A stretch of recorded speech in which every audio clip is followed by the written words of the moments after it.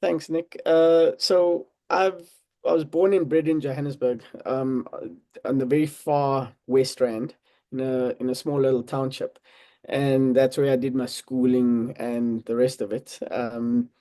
So a very sort of secluded kind of community, not secluded, so it sounds very recluse, but during the time of apartheid, we were all kind of separated into townships. So those are the that was the community that I knew. But when I finished school, I went to Cape Town, and kind of my world expanded, my worldview expanded quite dramatically, and saw the possibilities of what else is out in the world beyond just a little town in the West Rand.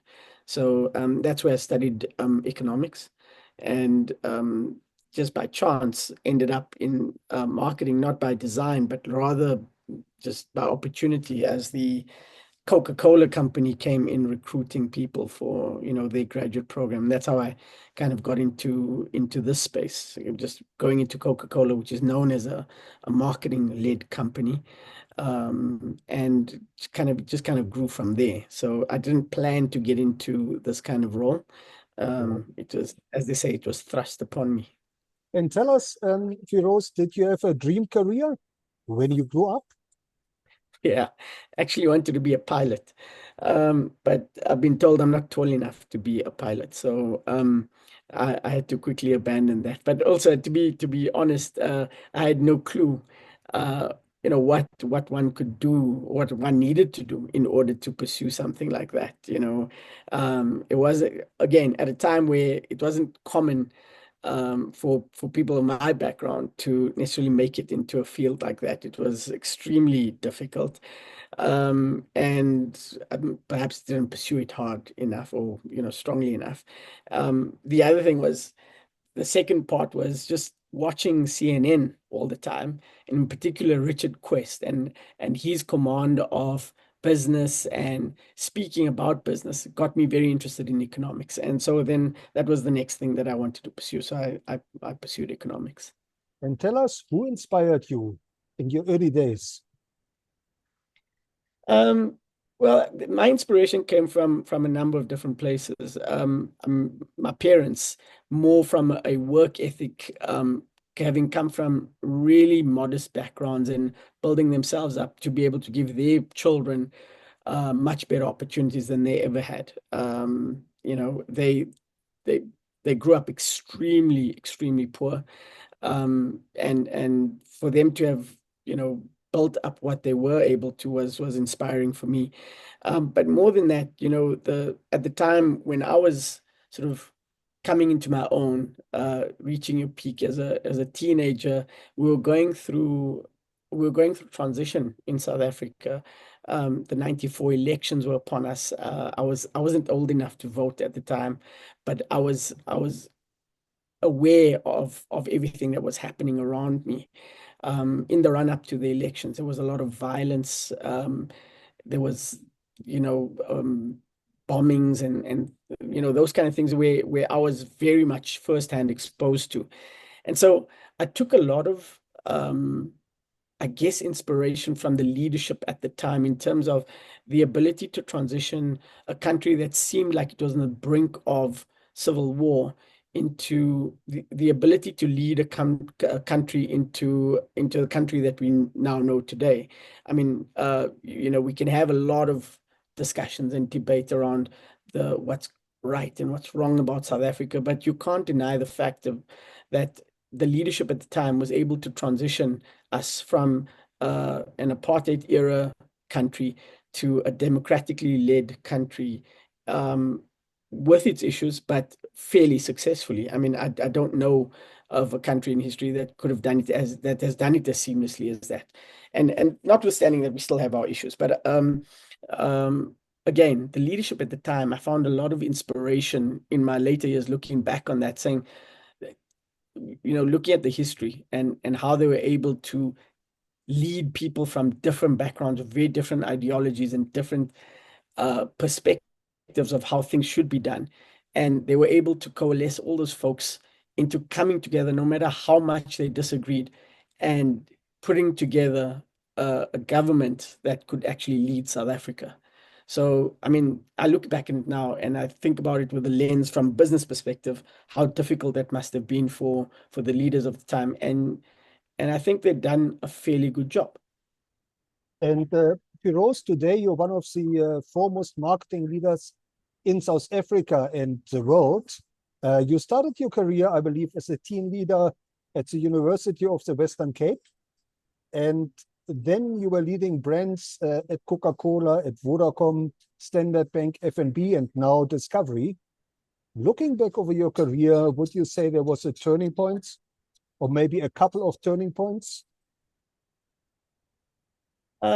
Yeah, I think well, I will say this about every role that I've enjoyed and had the privilege of being in.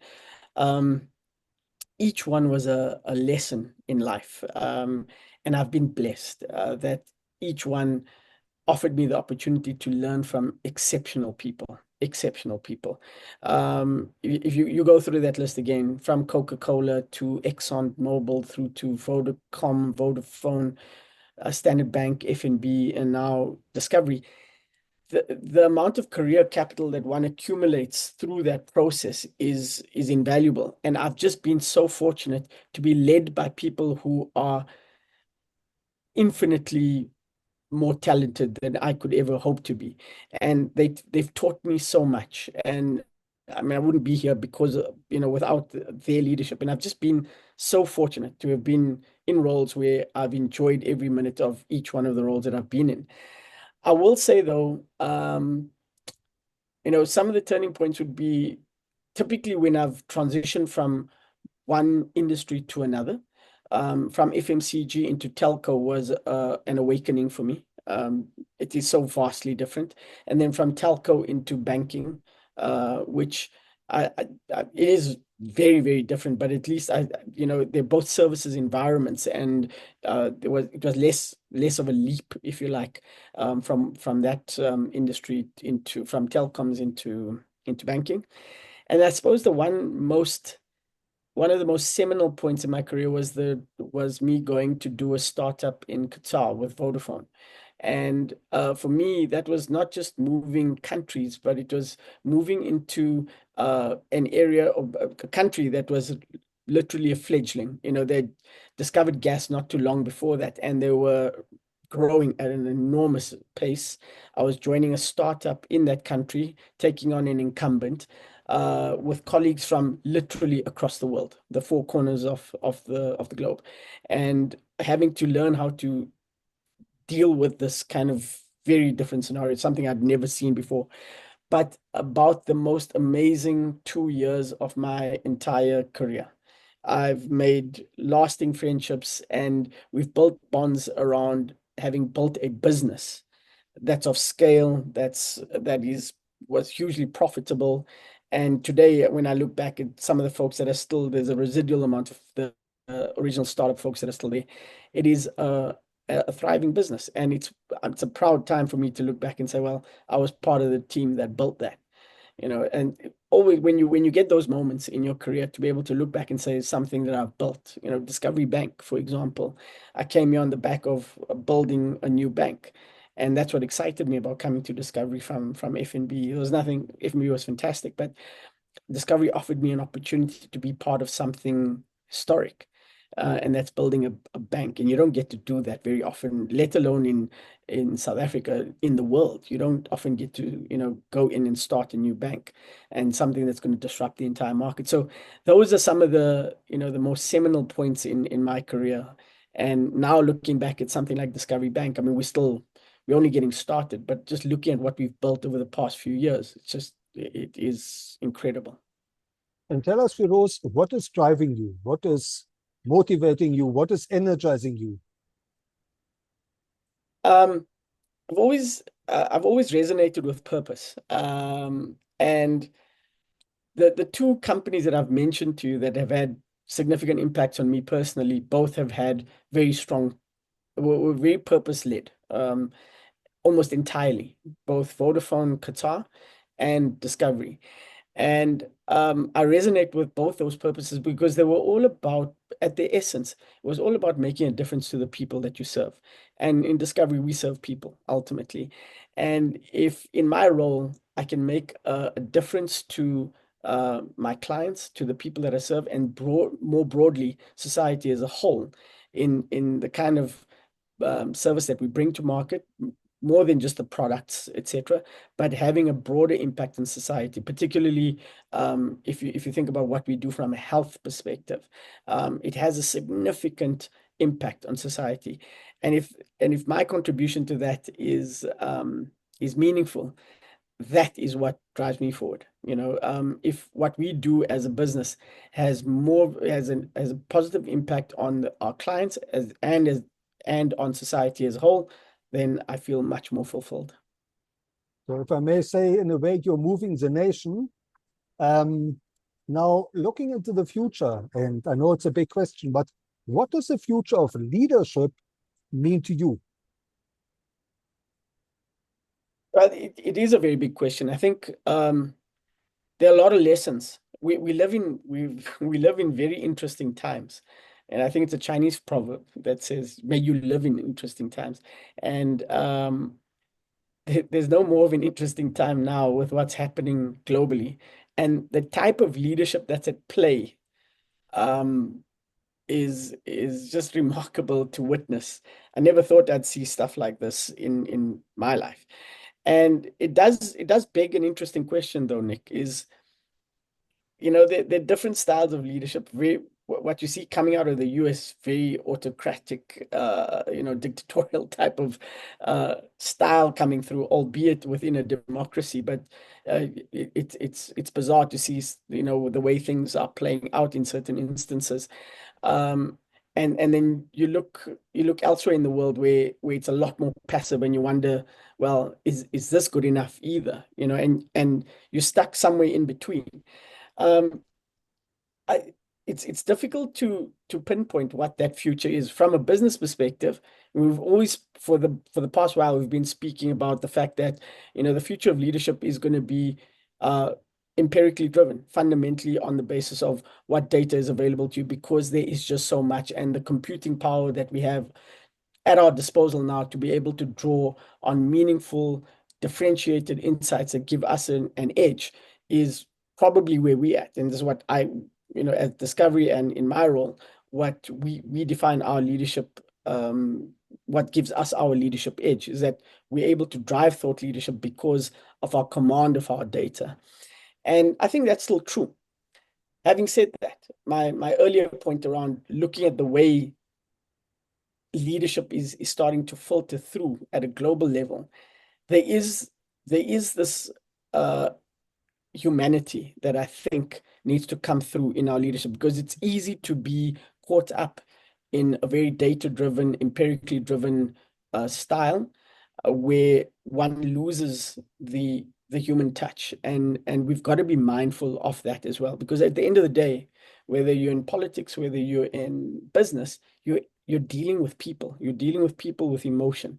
And yes, you can have the most robust data-driven insight, but until you understand what drives the human emotion, the question you've asked me, what drives you as a human being, um, it's very difficult to influence what those people think of you, what their perception is of you, whether or not they will purchase from you. So I think that it's this art and science of being able to understand the human condition and being able to understand the numbers fundamentally to be able to drive a competitive position. So I think that's where the future of leadership is headed, is the command of both aspects of business. Now, as a leader of teams, you've been leading teams at many of the big brands, and I believe you started off as your career as a team leader. Can you tell us, in your experience, what does it take? What is it we have to do more to build future leaders, to develop future leaders? Um, yeah, I like to distill things down into a soundbite, and the more I think about it, I think what the best thing to be able to do is to listen, particularly as you grow in your career. It is easy to become detached from the foundational elements of where you've begun and forgetting what it was like to be, at the grassroots, starting out, a junior individual. And in that time, a lot has changed. Society's changed, the working culture's changed. The things that people have to do and the way they want to do it has changed. Consumers have changed. And I found a lot of value in listening to my team, particularly the younger people that are coming into their first or second jobs, to be able to learn from them valuable lessons around what it is that we need to be doing differently, what we could be doing better. Also understanding the how do we stay relevant to a market that, I'm maybe not as much in touch with as obviously they are. And I think the ability to listen attentively and really distill what your team are telling you. Yes, you have the experience. Yes, you can filter out probably what's going to be able to work versus not, but it is important to listen and to empower, I think is the other thing. Because when people have ideas and they're passionate about them, if you're empowering with those individuals, they will they'll feel confident in taking the risks and making it their own and owning it. And you'll be surprised what comes out of it. I mean, our own story as Discovery was born out of that, right? If you think about it's legend, when Adrian Gore was at Liberty and he had this idea and he had people that believed in him and gave him the confidence to take a risk. And today we have Discovery, right? And so I take huge lessons from that, in that you never know, when there's another Adrian Gore within your midst, when they might have an incredible idea. You just need to be able to unleash that potential in them and give them the confidence to be able to take it further. Thank you. Now, these are challenging times as the world is uh, going from one crisis to the next. In your opinion, what are some of the biggest challenges future leaders should expect to encounter and hopefully overcome in their career? Wow. I mean, the challenges are, yeah, there's so many, and they're so contextual as well. I mean, contextual to South Africa, we know the challenges that we have at a macro political, now even a geopolitical level, right? But and they're probably different depending on the context that you're in. Um, but I think, as I reflect back on my journey, I think the biggest challenges is for leader to I'll come back to the earlier point, is to be out of touch and to not be relevant in your role, in your function, in your industry. So for the most part, and the work that you do, Nick, is how does one hone and sharpen your skill set and your ability to remain relevant within not just your own business, but within your discipline, within your category, within your market, so that you can add value and continue adding value in a relevant way. I think that's, for me, when I think what keeps me up at night, is constantly asking myself the question is, am I still relevant? I mean, I'm fortunate and blessed to be in the roles that I am, but constantly wondering what's next, what keeps me ahead of everybody else, what helps me keep Discovery ahead of everyone else. And it's an interesting thing. Enzo Ferrari said that the most important race you're going to win is the next one. So that for me again is another lesson, is that no matter how many races we win, within this business, within my role, for me, the most important one is the next race that I'm about to win. And I think that mindset is probably what drives me, and is probably the challenge as well, is that I'm challenging myself to make sure that I'm not irrelevant. Thank you. Now, if you were to design a curriculum for future leaders, what are maybe one or two key skills you would want to factor in and maybe teach? Uh, wow. Um, Resilience. I mean, it sounds like a soft one, right? But if I think about the one thing that discerns people that are incredibly successful versus those that are sort of, of average success, if you like, or mediocrity. I don't, it sounds disparaging, but the difference between mediocrity and true breakout success are those that are fundamentally resilient. No matter what happens, no matter how smart you are, it's that resilience that actually pushes you to greatness. I'm watching this docu-series. I mean, it's a movie, I think, on BlackBerry. I haven't finished it yet, but what resonated with me is where, the resilience that the early founders had in getting BlackBerry to market when people thought it was just a load of nonsense, right?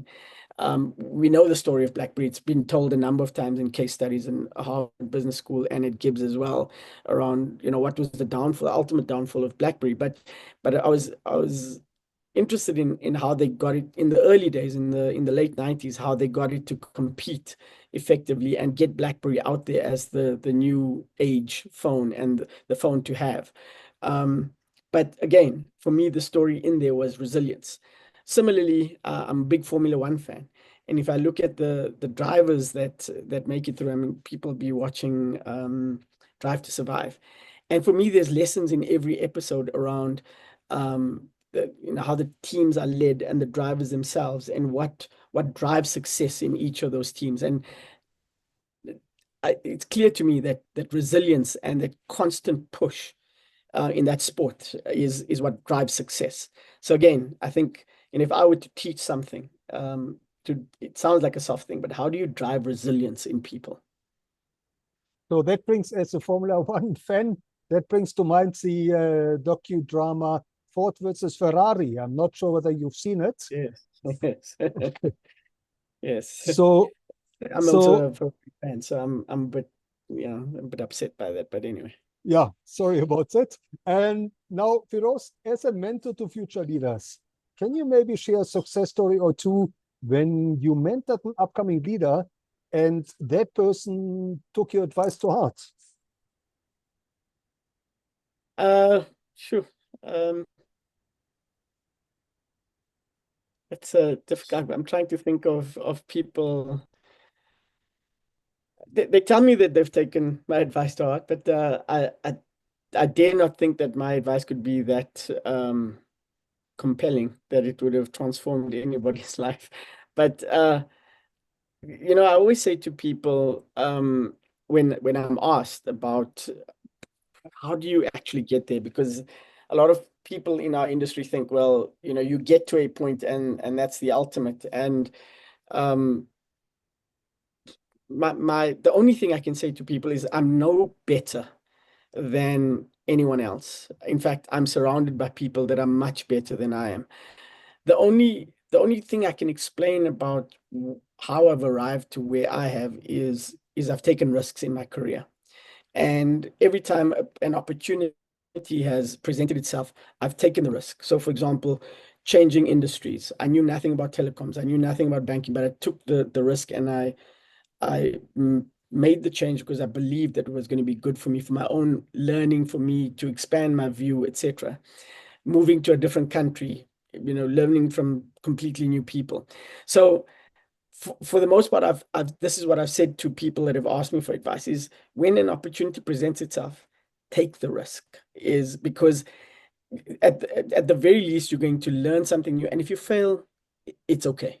It's okay to fail, but in that process, you've learned something very valuable about yourself, about the world that you're going to take forward. So, um, that's the advice that I've given people, and I hope that it served them well. I can't give you any examples of whether or not it's come to anything, but I maintain that you need to take these risks in your career, calculated risks, but you need to take those risks. Now, looking back over your own career, are there any role models of leadership who you have encountered and maybe worked with who you would recommend future leaders should learn from? Yeah, I mean, I've been blessed. I mean, but a lot of them, um, I mean, the one in particular, unfortunately, has passed. But he was the CEO of Vodafone Qatar, And um, he he he taught me the value of the purpose in an organization. He was fundamental about it, and I see the success of what we had built there, and I draw the parallels to what we have today at Discovery. Again, it's no coincidence that this is a fundamentally purpose-driven organization, and Adrian, espouses that in everything that he does. And again, I'm fortunate enough to work with him and learn from him, not just about the business, but just in general about the perspective of life and how to be better in everything that we do. How to be an ethical leader, how to be a leader that's driving change beyond just his company and the people that he leads, but for society as a whole, because he sees it as his responsibility. And I'm fortunate enough to be able to be exposed and work with Adrian on a day-to-day basis. But and obviously not everybody has that opportunity, but there are many such inspiring leaders out there. My suggestion is find that person that you resonate with and spend time with them.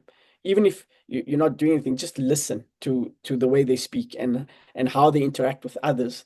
I find a lot of value in that. I'm naturally a very quiet person, but I'll sit in a room where we're discussing things, and I witness the approach of how people address problems and debates and challenges, and I take that into my own team as learnings, and I apply it um, almost as a verbatim. I apply those just the approaches, and I'm fascinated at how well it works for me. Thank you. Now, how can our listeners connect with you, and where should they follow you? As I said, I'm very quiet and private individuals, but the extent of people seeing anything of what's going on um, with me is probably on LinkedIn. So it's probably the best place to kind of get a glimpse of what's going on from a leadership perspective, also from a discovery perspective. So I would imagine that is the best place. At times, I do some guest speaking at particularly at Gibbs because it's my old university, and so I get great joy about going there and speaking about particularly about our discipline of marketing, but also about shared value as a principle, and how Discovery uses shared value to its advantage. Now, Firoze, last but not least, what is your message to the millions of learners out there who are looking to finish school, start a career? What are maybe one or two success principles that they should keep in mind? Yeah, I think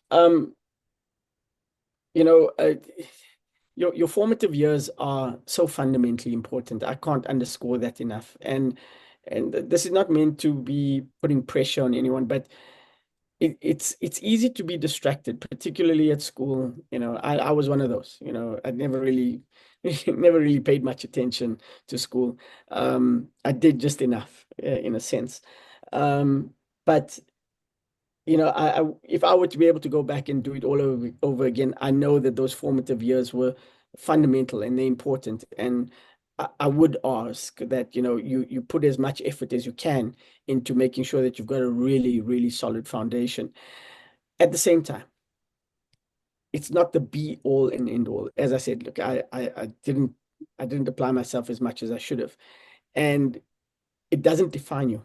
So you do absolutely everything you can, you do the best that you can, but life doesn't stop if you're not a straight A student for them. I sure as hell wasn't, right?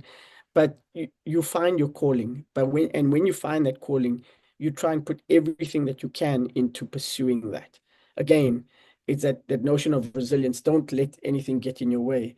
And I promise you that you'll go from mediocre to really good or really break out if you follow that passion like properly. You put your heart and soul into it. So it's for me, it's to the extent that you can apply yourself. Those formative years are very important, but it also doesn't define you. And it is very important to note that because we all can't be straight A students, but we can be successful in our own right. Thank you. Thank you, Firoze, for making time to share your insights and your wisdom into the future of leadership and reminding us that purpose and service are at the heart of great brands. Absolutely. Thank you, Nick. Thanks for having me.